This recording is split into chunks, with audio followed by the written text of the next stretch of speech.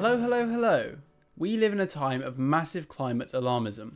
The experts claim that we are facing unprecedented global warming and may be headed to a tipping point that would mean our ecological ruin. Yet, whilst many call for drastic action, many others fervently oppose climate policy in its entirety. In this video, I will take an objective view of said climate policies and state why I believe they are utterly insane. I should say from the start that this video will not go into the science at all. The science could be completely correct or completely incorrect, and all of my points would still stand. Additionally, I would like to note that whilst many climate activists are genuinely concerned about stopping global warming, many simply want to destroy capitalism, hence the objections to nuclear energy and Tesla's electric vehicle factory near Berlin. Anyway, without further ado, let's get into it.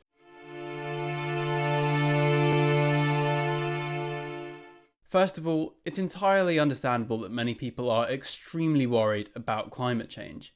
Experts generally agree that if the average global temperature rises by 2 degrees, there would be catastrophic consequences, potentially even reaching a tipping point where the melting of Greenland ice could disrupt the Gulf Stream, plunging Britain into temperatures more typical of Canada, and/or creating a runaway effect that would cause even more damage. Experts have also modelled the supposed effects of melting Arctic, Greenland and Antarctic land ice. A sea level rise of 1 metre, which could be caused by a temperature rise of 1 degree, may cause the cities of Bangkok, Amsterdam, Ho Chi Minh City, Cardiff, New Orleans, Manila, London, Shenzhen, Hamburg and Dubai to go underwater, as well as many other towns, villages and farmlands. It's safe to say that if these projections are correct, it will be a climate catastrophe of biblical proportions. It's understandable then that many want to enact radical policy to do everything they possibly can to avoid this terrible future.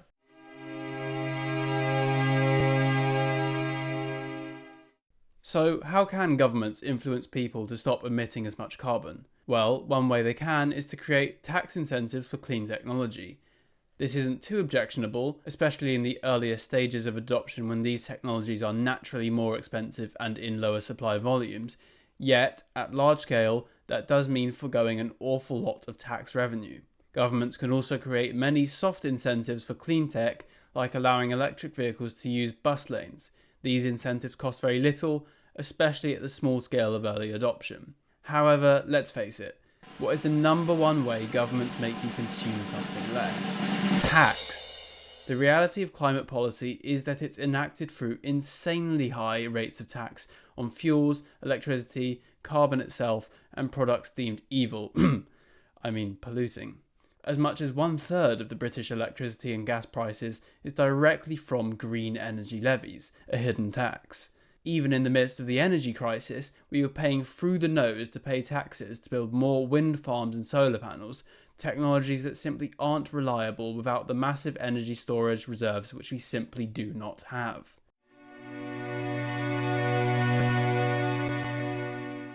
But how severe of a problem are we causing for ourselves?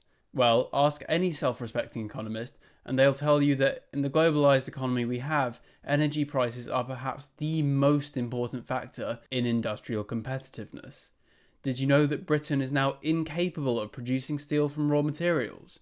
No? And can you guess why this is?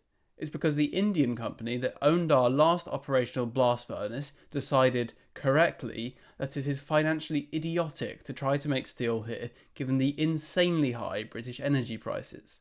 We somewhat recently heard news of a death caused by climate change, yet many more die of cold each year.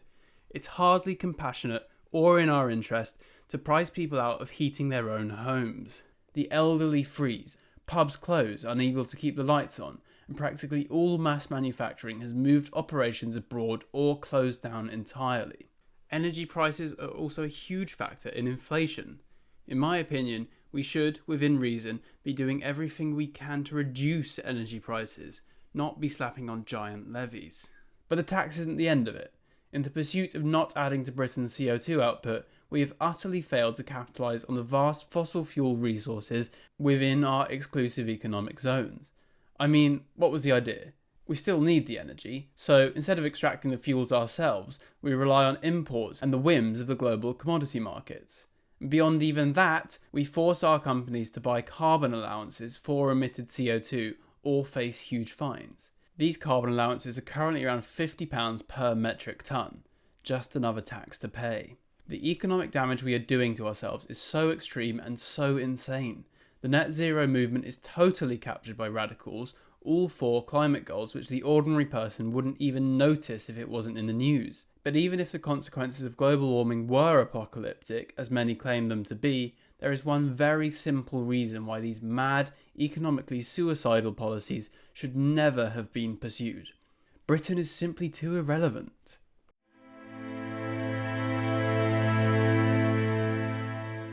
At present, despite being the 6th largest economy, worth 2.3% of the global GDP, Britain emits only 1.1% of global CO2. China, in 6 years, has polluted more than Britain has ever done.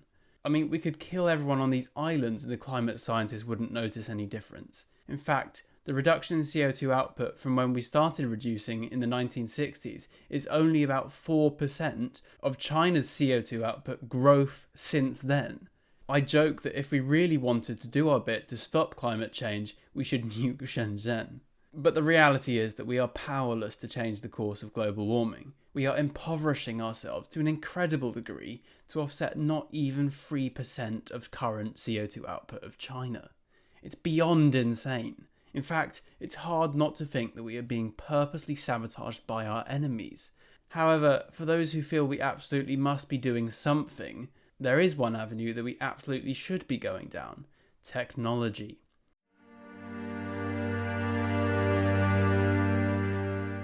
If our government were smarter about things, there are other options we should have pursued. We could have created the business-friendly environment and sponsored research necessary to be pioneers in clean technology. We could and should have pursued technologies such as nuclear power stations. In fact, we should still now be pursuing this avenue, giving companies like Rolls-Royce whatever they need to make Britain go nuclear. And still now we have the opportunity to get into resource extraction and manufacturing for the clean tech supply chain, none of which would require massive tax hikes. Electric vehicles can actually be great, and solar panels can absolutely work, if done right, without having to surrender thousands of acres of arable land. I sincerely believe that we are at the point where the free market would naturally see the success of good clean technology. No tax incentives or interventionism necessary. This is where we should be putting our efforts, not prostrating ourselves like some medieval or druidic cult, but genuinely investing in our future.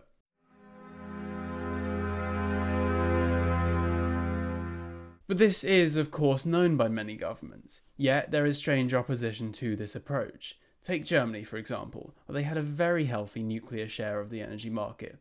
Yet, it was the green activists who pushed for these nuclear power plants to be shut down, despite being non-polluting, safe, and not posing any significant radiation risk. Nowadays, Germany's switching coal plants back on to cope with the energy demand that would previously have been served by nuclear. Very smart. But why do green activists oppose nuclear? And why do they protest Tesla's factory near Berlin, which produces electric vehicles? Well, sorry to burst your bubble, but many of these people don't actually care about having healthy, sustainable economies.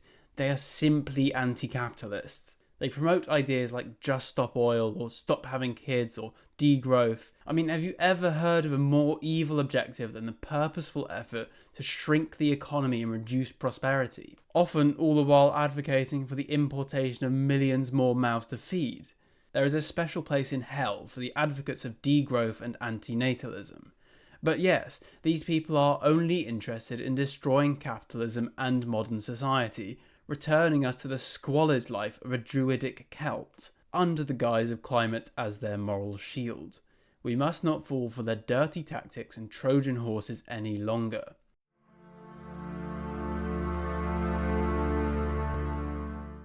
Anyway, I hope I've made a convincing case for why we absolutely must abandon these insane net zero targets and climate policies. To summarise, whilst wind and solar can be great, cheap, clean sources of energy, they are unreliable without sufficient energy storage which we simply do not have. As such, it is madness to keep incentivising them. We're asking for trouble if we do. Climate policies are only really done through high taxes, which creates high energy prices, which in turn destroys our industrial competitiveness, pushes families into poverty, businesses into bankruptcy, and the elderly into early graves, unable to heat their homes. It is madness to keep pursuing such self-sabotage. Britain is simply too small of a country to make a difference. Even a reduction of British emissions to zero would be dwarfed by a year or two of Chinese emission growth. It is madness to ruin our country for such little difference made. Better uses of our money already exist. Technology should be invested in, and the country should go nuclear. It is madness to do otherwise. And lastly, many of the climate radicals do not care about sustainable prosperity. They simply want the destruction of capitalism and industry. It is mad to listen to these insane groups. Right, that's all. If I missed anything, which I'm sure I did, or if you disagree with me on any of my points, then I encourage you to write a comment. In any case, thank you for watching. Like, subscribe, and God save the King.